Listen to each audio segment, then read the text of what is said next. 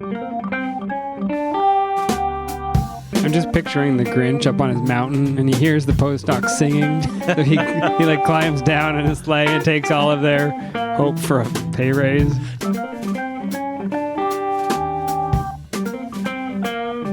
Welcome to Hello PhD, a podcast for scientists and the people who love them. Today on the show, we catch you up to speed on some important policy happenings that may impact you, for better or for worse. Stay with us.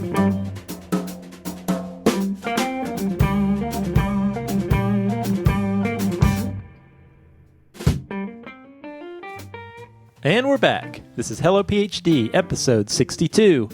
I'm Joshua Hall. And I'm Daniel Arneman. And we'll discuss the human side of science and life in the lab. And life out of the lab. Just life in general. Just life. We're going to talk about some life today. And policy and regulations. And people have already turned off the podcast. Please don't turn it off yet. We will try to make this as entertaining as possible. This is important stuff. But just wait until I get to Title 4, Subtitle B, Section 3022. You're going to really just be amazed. I already am. But before we get to that, how was your Thanksgiving? It was excellent. How was yours? It was good. It was good. I made my famous pumpkin pie.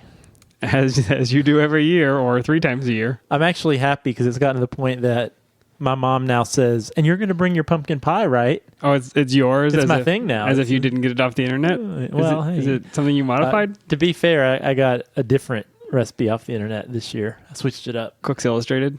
No, I don't. They're very scientific. I don't know if you read them. Yeah, well, actually, I found if I see a recipe that I feel like has too many ingredients I don't feel like getting, then I'll just keep looking till I find one that has what I want. Can I share my personal pet peeve about online recipes? Go ahead. Okay. I hate it when there's a recipe and then one of the comments is, I didn't have any of these ingredients, so I substituted all these other ingredients and added 4 other things. And it was great. It's like, but you're not reviewing this recipe. That is not helpful for me at all. Thank you for telling me about your personal cooking, but it has nothing to do with me. I wonder if that's synonymous to people's lab notebooks, like when you're trying to follow a protocol and you read it and you're like, oh, I want to see what Joe did. And so you look at Joe and, oh, yeah, actually, I substituted this amount of enzyme for that amount. We didn't have that buffer. So instead of tack, I just cried into my tubes. That always worked for me. Dan, I found something special today. Okay. Actually, I have it right here. I want to show it to you. I'm frightened. All right. Do you know what this is?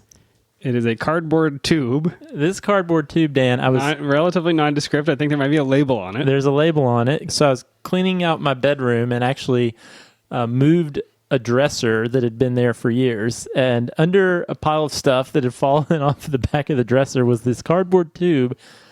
In it is the diploma from my PhD. You never got it framed or put on your wall at work? I never even opened this tube.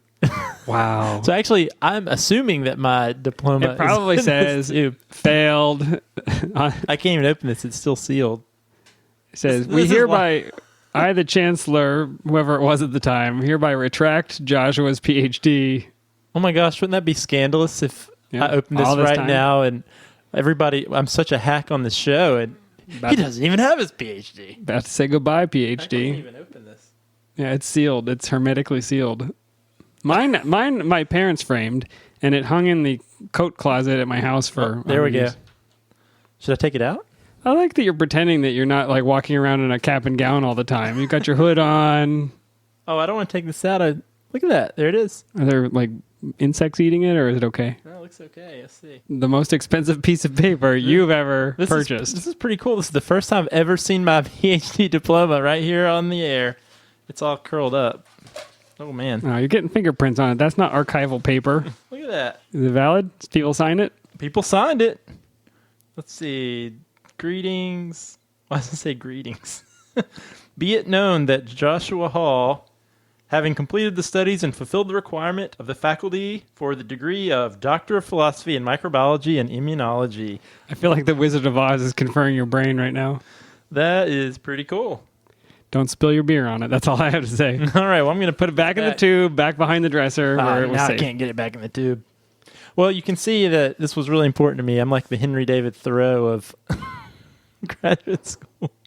All right. Well, congratulations again, Josh. I know I was there for that or probably around for that, but congratulations again 100 years later. Thank you. Dan, Some other good news besides me finding my diploma, we got some new iTunes reviews this week. Oh, excellent. I love those. Yeah, and I want to read these. This first one comes from 2551 Hours, and it says, I look forward to this every time it comes out. Relatable, personal, and honest. I even tried some beer based on their description of it and was not disappointed. Now that makes me happy. I suspect they avoided a beer we said was terrible, right? I'm glad I avoided it. We saved them the pain. I also appreciate how they relate with audience tweets and emails. A lot of the examples in the podcast are specific to bio and other sciences that involve benches, but don't let that dissuade you if you're in another field. I'm in a social science, and I get a lot out of it. Yeah, I have to say, we have listeners in all sorts of different graduate programs and different types of training. And people do seem, there must be some commonality. Obviously, we don't have a ton of experience, but I think working at a university or being part of a university, there are certain aspects that just are part of every program. Yes, you have an advisor.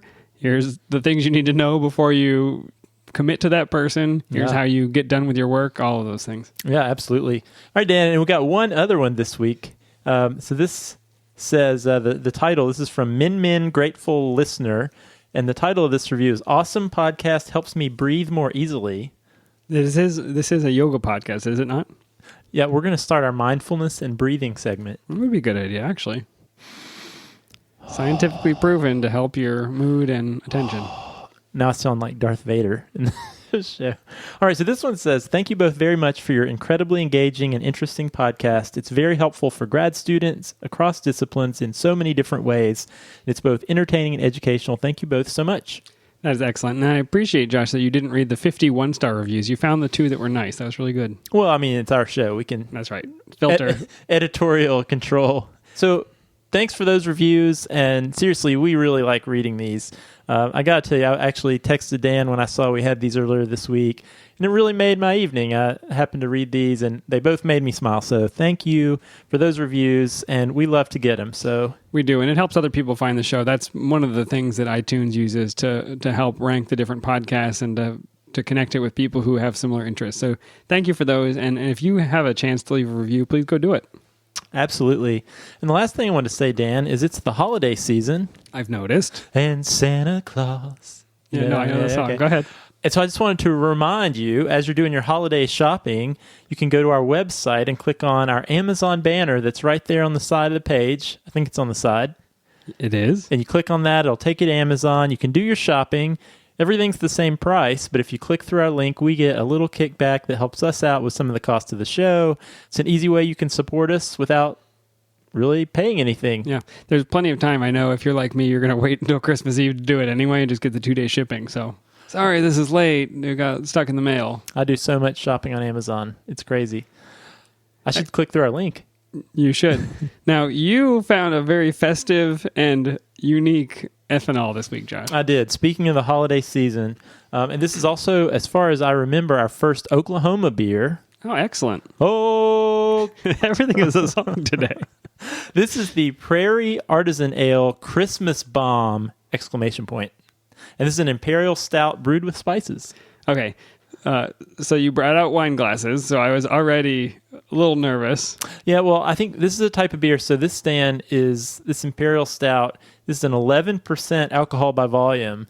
So it's recommended that you actually serve this in one of those glasses, those sort of tulipy shaped glasses, which I don't have. Ice cold, yeah. Yeah, so I have these white wine glasses. Yeah, you poured it, and it is black as night. It is the darkest, richest looking beer I've ever seen. Yeah, well, let's try this. So this is apparently the Christmas Bomb is a beer they're well known for that people get excited about. Very limited release. They happen to have just a few bottles at my local bottle store, and I don't mind telling you, Dan, this is a $10 bottle of beer right here. Woo! So let's see if it's worth it. And you said 10% alcohol, yes? 11. Okay, wow. So we're getting that extra percentage as a discount. Woo-wee. Yeah. It is intense. I am glad you split this up, not because it tastes bad, but because it is such an intense experience. Wow. Really a lot of chocolate. This is there's a thickness, sort of a thick, creamy chocolatiness to it, don't you think? Yeah, I was going to say, so my first sensation was this is a Coca-Cola with chocolate syrup and cayenne in it. That sounds disgusting. Is that not what it tastes like? There's like the sweetness and the cola-y flavor. Maybe there's a cup of coffee in there somewhere. You know, I didn't taste cola at all, but now that you said that... Yeah, I've influenced your thinking. But you also get the cayenne. There's like a spice at the back of the throat. There's a spice, yeah, and it said it was brewed with spices, maybe a nutmeg or a clove or something. Intense. So we're going to be sipping this one, I think. Wow, but I will say, actually, don't let our description make you think this is a bad beer. It's actually quite tasty. Oh, it's very good. And I recommend everybody go get a Coca-Cola, put in some Hershey syrup, a little dash of cayenne. Yeah, if you can't find the Prairie Artisan Ale, if you can find it, please buy the Christmas bomb and enjoy it. But if you can't, we'll post Dan's recipe for imitation Christmas bomb. I couldn't get the Christmas bomb, but I did have some Coca-Cola and some chocolate syrup, and it was great. I had some Coke Zero and It's fine. and some Food Line chocolate syrup. Oh man, tasted great. I dropped in a jalapeno and drank the thing. This beer sucks. All right, 2 out of 2 stars. Wouldn't drink. Dan, ready for Science in the News? I am always ready. All right, Dan. So the whole rest of our show is going to be Science in the News today. Excellent. So as we talked about, It's finally taken over. Finally, as we mentioned in the intro, we're going to talk today about a couple of, I guess, science policy happenings. You made fun of me for saying it that way, but Things happen every day in policy. they do. So here are a couple things we're going to discuss that I think are potentially important to some of our listeners that we thought would be useful for you to know about. And I know some of these, I've mentioned to faculty and students at my own university, and they were not aware of these things that are going on. And these things have potentially pretty fundamental impacts on either your funding or your salary in some cases if you happen to be a postdoc. So what we want to do is just catch you up to speed on 2 major things in the news that have an impact on researchers, at least here in the United States. We're going to talk about the FLSA, which is the Fair Labor Standards Act, which we've talked about before. And then we're going to talk a little bit about a bill that's before Congress right now called the 21st Century Cures Act. Okay, well, are we going to start with the FLSA? Yeah, let's talk about the FLSA. So, Dan, just as a reminder, the FLSA, and actually just for some history, the FLSA actually started back in 1938 in the United States. And this is the thing that gives us things like the 40-hour work week. Yeah, you heard about it here on Hello PhD back in our 1938 episode on right. the FLSA. Episode minus 342. But yeah, so the FLSA is what gave us the 40-hour work week, the minimum wage, prohibited the employment of minors. So all of these kind of fundamental labor practices that we're pretty familiar with today in the United States came about due to this FLSA. Now, this thing gets updated once in a while, and most recently, the Obama administration proposed some changes to some of these minimum salary requirements. And I'm pretty sure we broke this story. Definitely. I mean, this was way back. I had to look to make sure, Dan. This was way back on episode 2 in July really? 2015. Wow. We talked about, actually, this was back when the FLSA was a gleam in President Obama's eye, I think. But the notion was there were going to be updates that the minimum salary for non-exempt jobs in the United States was going to be raised to $47,476. So what that means is any employee who makes less than $47,476 a year would have to be paid overtime if they worked more than a 40-hour work week. So said another way, if you're a salaried employee and your salary is less than $47,476 a year, you are owed overtime if you work more than 40 hours a week. And the reason we talked about it is because that describes most postdocs, or many postdocs. That's right. I suppose there are a few places that they were paid more than that, but in a grand majority of universities, a postdoc made under that wage and would have been affected by this law. Absolutely. And in a good way, they would have gotten a raise. Yeah, and so a lot of that comes from, a lot of universities look to NIH to set standards, and the NIH postdoctoral fellowship starting salary for postdocs was, I can't remember exactly what it was, but it was in the low 40s. And so effectively, if this went through, universities would have to choose to either track postdoc hours and pay postdocs overtime wages for hours over 40 that they worked, which would be, as we know, most postdocs probably work more than 40 hours a week, or they could simply raise postdoc salaries to that new minimum of $47,476, and everything would be cool. So hopefully you postdocs were holding your breath all this time, because Josh has an update. That's right. Well, it turns out, fast forward, that was in July 2015. On May 18th, 2016, President Obama and the Labor Secretary Perez announced that they were, in fact, updating this rule. They were raising this FLSA minimum salary to $47,476. And this would go into effect on December 1st, 2016. Hey, that just happened, right? Until November 23rd, 2016, when a U.S. district judge in Texas imposed an injunction that temporarily stopped the rule's enforcement nationwide. And they wanted to be able to have time to determine whether the Department of Labor actually had the authority to issue that regulation without congressional approval. So that sound of screeching brakes you hear was all the universities across the nation who suddenly had to decide, well, now what are we going to do? Okay, and they had like 7 days to decide? Yeah, so it's worth noting that the universities, there had been a lot of confusion. Universities love to turn on a dime. Let me tell you something. Oh, goodness. There's no committee meetings. They don't have to ask anybody or have any kind of discussion about it. They'll just make a decision. Yeah, I mean, there's been a lot of hand-wringing and a lot of debating throughout universities over the last 6 months or so, trying to figure out what to do about this. But, you know, the majority of universities have said, okay, well, I guess the easiest thing to do would be to increase minimum postdoc salaries, because, again, the flip side would be to comply with this new rule, we would have to track postdoc hours and pay overtime. It'd be more expensive to do all that. And so not many universities want to do that. Then all of a sudden, when this injunction came down, the chaos has just exponentially expanded. And there are a lot of universities doing a lot of different things. And so one thing that I think is useful, like I said, a lot of institutions tend to look to NIH for guidance. So NIH has put out there that they have increased and are sticking with their increase of postdoc minimum salaries for their main postdoc fellowship awards, these NRSA F32 awards, that now the new minimum for their trainees will be this $47,000. So you would think now, okay, well, the universities will say, sounds good, we'll go along with NIH. Thank you, NIH. And, you know, some institutions are actually. Just this week, an email came across from our chancellor at UNC Chapel Hill saying, in spite of the injunction, we're moving forward. At UNC, all postdoc salaries will be a minimum of $47,000. Yeah, I'm sure they've already done the math to figure out that they can do it because they thought they would have to do it. You know, just carry on, right? Well, but that's not true everywhere. So a number of other universities actually reversed their decision to increase postdoc salaries. Any large ones that I might recognize? So it's worth noting now, Dan, I was gonna say this a little later, but a good resource that all of our postdocs or anyone interested should be aware of is the Future of Research. And so I think we've talked about these guys before, the futureofresearch.org. Yeah, so you can go to futureofresearch.org.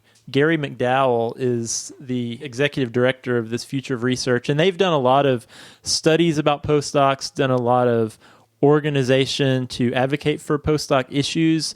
You can actually, if you go back to our episode we did on how many postdocs there are, episode 47, we talked about some of the work Future Research is doing. But they are actually out there trying to communicate with postdocs across the country to figure out and actually keep a record of what different institutions are doing. And some of the word that I'm hearing just following the Twitter activity and their website is that some postdocs are actually finding out what's happening with their salary from Future of Research's page rather than from their own employer. There's no communication from the university? It varies greatly from institution to institution. So looking at the Future of Research's page, some institutions who have actually canceled their plans, Iowa State, Michigan State, the whole University of Illinois system, UMass Medical School, Michigan. I'm just picturing the Grinch up on his mountain, and he hears the postdocs singing. So he like climbs down in his sleigh and takes all of their hope for a pay raise. Yeah, I mean, Merry Christmas. Yeah, I mean, I think this is one of the big problems. You know, we've talked to postdocs a lot on the show, and one of the main issues postdocs have is feeling like they don't really have a seat at the table. They don't really have this recognized place within the institution. And I think, at least at institutions or postdocs at institutions that are facing this raise that was offered and then pulled back, that has to further this feeling of not being supported. Well, and for graduate students looking for postdocs, I'm sure this is going to factor in. Definitely, if you are on the market right now, go to the Future of Research website and include this in your decision about where you choose to continue your studies. Yeah, and one of the big impacts of this whole fiasco is that there already was some variation from institution to institution with regards to benefits offered and also salary. But now with these vastly different responses to this FLSA thing, that's really broadening. So the salary differentials could be pretty stark in certain instances. So it might actually be worth looking into that. Actually, it probably is worth looking into that if you're on the postdoc job search. Because, we've talked about there are institutions that are doing other things too. Like there are actually a handful of institutions that have decided, you know what, we're going to make our postdocs hourly employees now to get around some of these things. So it's really a mess. And I would encourage you, if you're interested or if you're on the postdoc search, to go to the Future Research page and see some of the data they've tabulated. But also one of the calls they have, and we'll give a signal boost to that, is if your institution is not on this list, they have a call out. They're trying to gather as much info as they can. So you can contact them through their Twitter at FORSYMP, FORSYMP, or you can email them info@futureofresearch.org and let them know what's going on at your institution. And we'll post a link in our show notes. So definitely go check that out and be part of that conversation. All right, Dan. So the other thing we wanted to talk about was this really big bill. And I don't know if people have noticed, because grad students I know are busy in the lab, but we had an election here in the United States. No. We did, actually. Interesting. For president and other things. Hope it turned out well. So there's been a lot of news media that has sort of centered around that transition. And from my perspective, what has not been covered very much at all is this huge bill that is before Congress right now, the 21st Century Cures Act, that could have a big impact on a lot of our listeners and the biomedical workforce. And I asked around last week, Dan, and actually didn't find anybody that had even heard of this thing, including faculty. Yeah, it's funny because you're right. Everybody is focused on the president-elect, and there's still legislation going through Congress. And this particular piece affects our listeners. So again, it's the 21st Century Cures Act. I think the 15th Century Cures Act might be a little more interesting, like funding for the National Institutes of Bloodletting and tuberculosis and plague. Yeah, there you go. But yeah, Dan, you did a little research on this act. I did. I read the entire 1,000 pages, word for word, of course. No. So we're gonna keep the show at 4 hours today. So if you could just walk us through the high points. Yeah, Section 1002. Right. No. Actually, the notes really do say. No, I have. No, I actually did. I read through some of the summarized notes on the bill, just because I think there are a couple places that our listeners are going to want to look if they have a particular interest in this subject. So the whole first section of the bill is titled Discovery, and it gives $4.8 billion over 10 years to the National Institutes of Health. So if you are working in a lab at a bench in biomedical sciences, this certainly will affect you if this gets passed. Yeah, and I want to say that's a big sum of money. And also, I want to say this. I mean, this is a bill that's likely going to happen because, as we know, at least here in the United States, political gridlock is the norm for almost everything except for biomedical research. So this bill already overwhelmingly passed the House of Representatives with a bipartisan coalition and is sitting before the Senate. Looks like it's going to pass, and President Obama is really excited about this too. It was the subject of his weekly web podcast this week, so you can go and watch him talk about it. And again, that first section is about discovery. The whole act is really focused on funding new research for discovery. It's all about reducing the burden and regulation of clinical trials and FDA approval. And then there's a bunch of random other stuff that I'll just briefly mention. But is this mostly for basic science, Dan? Is that the focus on this? Or? That first section is really all about basic science, that discovery section. So we'll put the link up, but if you peruse through there are requirements that the NIH establish an innovation prize program to fund areas of biomedical science that could realize significant advancements or improvements in health outcomes. Section 1023, Josh, interestingly. Hang on, let me turn to that. Yeah, get to there. They have to reduce the administrative burdens of researchers funded by the NIH. We've talked before about how much work it is to maintain your grant. status. Yeah, Dan, I'm actually putting in an NIH renewal grant for an educational program I run that's due next month. And man, I tell you, actually writing the grant, the content part, that's the easy part. But trying to figure out these different forms and all these names and numbers and... Yeah, we like our research faculty to be working on research probably more than administration. Although that section of the bill, I actually did take a look to see, are there specific proposals? And it seems like the result is they need to make some recommendations and a timeline. That's the real requirement. It doesn't really say how they're going to do it. Well, and I imagine Congress doesn't really know the specifics of how that would happen, right? I'm sure they don't. I don't know.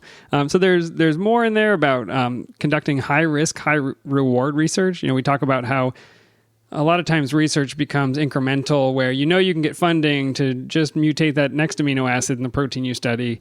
So maybe there'll be some incentives for doing things that are a little bit further afield. Subtitle C in Title 1 Discovery is about supporting young emerging scientists. So there's a loan repayment program. Oh, loan repayment program. Tell me more. Yeah, right. To help fund that, there are capstone awards. So if you are in that phase of your research career, definitely go check out those sections, because there may be opportunities for additional funding as you move through your training. So actually, I see here, and you mentioned these capstone awards. So it looks like these are awards for scientists that are not at the PI level, but presumably are junior scientists or trainees. Yeah, that's right. So these capstone awards, let me just look it up and we'll find it.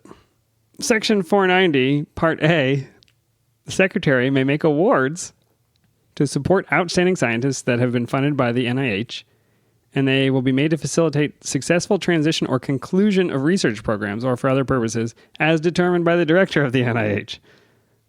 Whatever that means, Josh. I don't know what that means, but it sounds like money is flowing to trainees. Yeah, and it sounds like there's a lot of, this money is going to be flowing to NIH, and there's a lot of discretion by the leaders of the NIH, by the director. And it's actually worth noting, I wasn't really going to get into this in any detail, but there will be there presumably could be a new director of NIH. Francis Collins has announced he is stepping down, as is commonplace for an administration transition. He's left open the door that he would be open to being reappointed, but there's certainly no guarantee, and maybe that's not likely that would happen. So, but it sounds like whoever the new director is will be a big player in determining the specifics of how this money is doled out. Yeah, that makes sense. Josh, you remember we were in school just after 9/11, and you studied a microbiological agent that probably wasn't important, except that there was extra funding for terrorism research. Yeah, I started grad school in 2002, which was soon after the anthrax scare following 9/11. And actually at that time, my department, the microbiology department, did a fairly large shift into studying some of these potential biowarfare agents for the main reason that a lot of funding was earmarked for these things by the federal government. Yeah, so I just want to call out a couple of the specifically mentioned branches of science in the bill, so that for those of you who are in those branches, you can go check it out and see if there are new opportunities in your field if this gets passed. So there's a big push for pediatric research. So if you are studying diseases that predominantly occur in children, I think there's going to be some room for you. Title 1, Subtitle E. Go check that out. There's a weird carve-out for Lyme disease, and it's under the title for Medicaid, Medicare, and other reforms, Subtitle C, Miscellaneous. It's like the very last thing in the bill. It's like, and Lyme disease for some reason. Somebody had an aunt or uncle with Lyme disease. I'm sure that's true. We've talked before about the cancer cure moonshot. Do you remember that? Yeah, Dan, I remember that was Vice President Biden's initiative. Yeah, so in the State of the Union address, President Obama said, and we're going to try and cure cancer, and Joe Biden's going to lead it. And so Joe Biden's sitting in the back, like clapping for cancer cures. And then he says, and Joe Biden, and his jaw drops. So there's $1.8 billion dedicated to therapies, improved detection, and vaccines that will help treat cancer. Now, I think we know that the notion of curing cancer is a little more nuanced and subtle. But if you're doing research in that field, or particularly if you're doing translational work or you're developing therapies, I think there could be some opportunity there. There's $1 billion for heroin and opioid addiction treatments, which is probably more on the healthcare side, less on the research side. but some of our listeners may be involved in that. And then $3 billion for brain disorders, Alzheimer's, epilepsy, traumatic brain injury were some of the things that he mentioned. My research was on traumatic brain injury. I don't know if I could have gotten money for it, but they're looking for treatments for some of these diseases. Yeah, Dan, it looks like also in addition to some of those specific medical research areas, there's also increased funding for reforming of mental health and suicide prevention as well. Absolutely. And I think a lot of these things are long overdue. The president mentioned that heroin and opioid overdose have now exceeded deaths by car accident in the United States, which is a pretty incredible thing to think about. And so I think this bill is an attempt to kind of catch us up medically with the things that are actually facing Americans. Yeah, I mean, I was really a little bit heartened just seeing all of the, being in the biomedical research world and seeing so many things that our government's divided on. The niche that you happen to walk around in is the one area that seems to be supported in a bipartisan way. Really kind of makes you feel feel good to see the government working together for something that impacts us all in such a profound way. It does. You and I came in at a time when, people replaced toilet paper in the bathroom with RO1 grains. You just rip off one and throw it away because everybody had one. And then I think over the course of the last 10 or 15 years, the funding has just been cut and cut and cut. And funding that was authorized and given out was then taken back. I mean, it's really been a tough place to be. So I think $4.8 billion over the next 10 years is going to help. Yeah. So Dan, I mean, this all sounds perfect. This sounds like Santa Claus has visited the research lab. So are there any drawbacks to this bill? Yeah, it is not without its critics. And I think the parts that I've heard about that people are worried about involve the speed up of the FDA approval process. Now, I think we all agree we want treatments quicker. We want less bureaucracy. We want, I talked about a clinical research project in the last show that has breakthrough status. And I'm just anxious to have that tested and approved and access to it. But there is a downside. It's a good and a bad thing to remove some of these regulations. So one of the red flags that people have caught on to is that there was a big lobbying effort. There were 58 pharmaceutical companies and 24 device companies. They spent $192 million lobbying for aspects of this bill that we're talking about. And it gives the FDA more discretion on the types of studies that are required to evaluate new devices and new medicines. And so that sounds good, and I think that can be good, but there are a couple of, I guess, worrying provisions in there. So one that really kind of stood out to me was that clinical testing, this is section 2263 for those of you keeping track, clinical testing of medical devices or drugs no longer requires the informed consent of the subjects if the testing poses no more than minimal risk and includes safeguards. I'm not a policy wonk. I don't know precisely what that means in real life, but not requiring informed consent of people who are being treated with things seems a little weird to me. No, and so to be clear, this is informed consent when a device or a treatment is being in the testing phase, right? Yep. If the testing poses no more than minimal risk and includes safeguards. As judged by. Yeah, and so that's the thing. Like the language is a little bit loose. There's another one that says to support approval of a drug for a new indication, a new type of disease, the FDA must evaluate the use of evidence from clinical experience in place of evidence from clinical trials and establish a streamlined data review process. So if I have drug A and I use it to treat heart attacks and it's been tested in a clinical trial, and then I decide I'm going to also apply it to gout, I can just rely on what doctors have said about it. You're saying doing another trial and proving that it works. We didn't see these side effects the way it's been used before, so presumably it's going to be okay. Well, and it's not just the side effects. It implies to me that it's also about the efficacy, that my drug is good at treating gout because doctors say, hey, it seems like it's a little bit better. Their gout got better when their heart attack did or whatever. So I think it's not a pure as driven snow choice to reduce the amount of barriers to research, but hopefully, on the whole, it will lead to better research and better treatments. So, Dan, what do you think? What do you think overall after reading? You did some pretty extensive research on the bill. What are your thoughts? My thoughts are that this process is convoluted and dirty, but hopefully, on the whole, it will be good for our listeners and for really everybody who is, getting medical care, which is all of us. And I think sometimes we make compromises to get the things we want. I wish it were a better process. Yeah, and if you have thoughts or opinions on this new 21st Century Cures bill, we'd love to hear about it. So let us know. If you're a policy wonk and can set us straight on any of this, I would love it. Please write in, call us. We can have you on the show. Because we are not. No. I just looked at my diploma, and it said nothing about policy. No wonk stamp on there. No wonks. All right, listeners, hopefully that was useful and caught you up to speed on a couple big things going on in the Washington, D.C. area that might impact you. So be sure to check out the news. You can search for FLSA and Postdocs. Check out futureofresearch.org or just Google 21st Century Cures Act. I believe that will be voted on by the Senate in the next week. Yeah, I think so. And President Obama has said he'd sign it the moment it hit his desk. So more likely than some of the other things we've talked about in the past that were months off. Time for some etymology. Word of the week. What do you have for us? The clue last week was, this probably gave you nightmare flashbacks to your time in the tissue culture hood.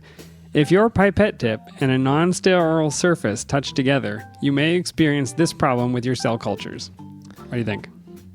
Well, I hate to admit it on the air, but I've had this problem more than a time or two, and that is contamination. You got it exactly correct. Contamination from the root con, together, and tangier, which is related to the word tangent, which means to touch. It's like the tangent touches the edge of a circle. So contaminate, to touch together. And obviously very bad if you're doing tissue culture. So I have a question, Dan. So con together, is that related at all to like con man or con artist? Conspiracy? I'll bet it is. Like what? Because you said coming together. I'm trying to place that with these sort of negative. Yeah, con man and con artist are that comes from conspiracy. We'll have to look it up. I don't know. We can find out. But I'll bet you it does. You usually are right on these things for some reason. You have a sixth sense for your etymologies. Even a blind squirrel finds a nut once in a while. All right. Well, let me give you the clue for next week, Josh. And this one is holiday related. This mysterious group of ancient oak knowers originated many of our modern Christmas traditions. Read it one more time. This mysterious group of ancient oak knowers originated many of our modern Christmas traditions. Remember, I'm looking for a scientific word described by the clue, and once you get it, you'll find the literal meaning of that science word as a phrase in the clue itself. If you think you know the answer, email it to puzzle@hellophd.com, and I will randomly select the winner from all the correct responses and send the lucky puzzler an Amazon gift card. You're such an oak knower, Dan. Well, I appreciate that vote of confidence, Josh. All right, Dan. As usual, it's been great to get together and talk to you and drink a tasty beer.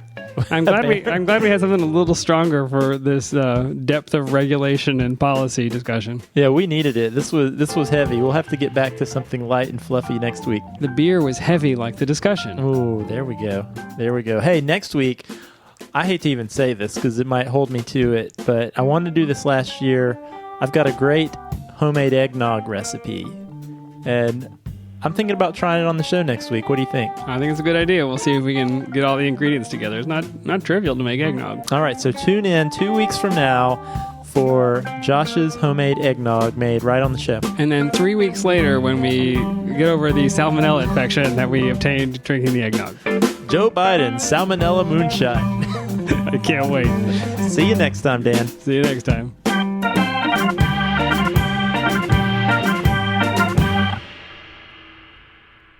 Hi, everybody.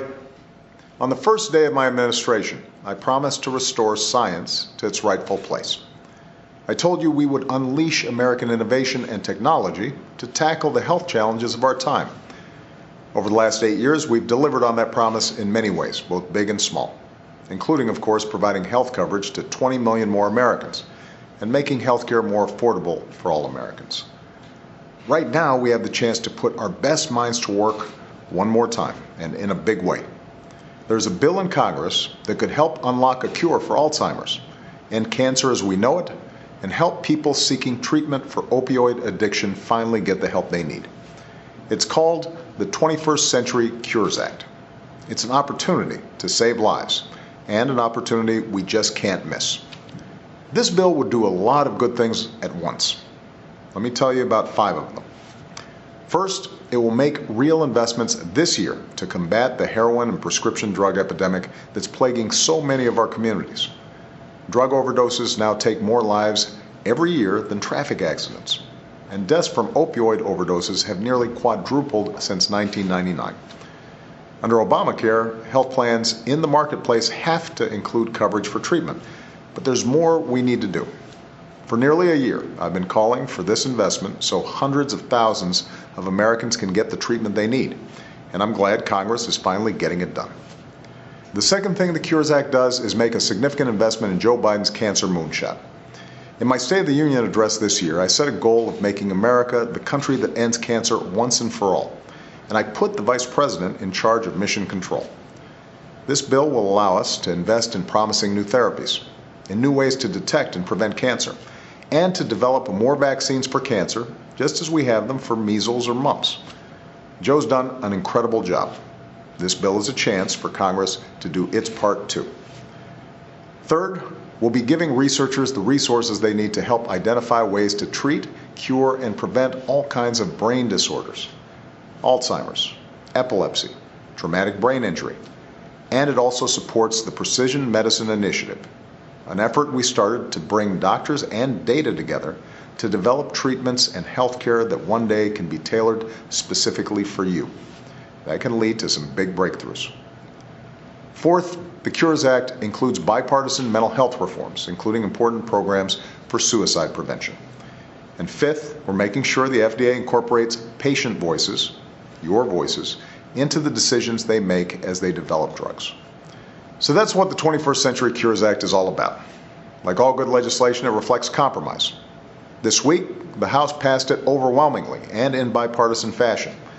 The Senate will vote in the next few days, and I hope they'll do the same. I'll sign it as soon as it reaches my desk. Because like a lot of you, I've lost people that I love deeply to cancer. I hear every day from Americans whose loved ones are suffering from addiction and other debilitating diseases. And I believe we should seize every chance we have to find cures as soon as possible. When it's your family, hope can't come soon enough. Thanks, everybody, and have a great weekend.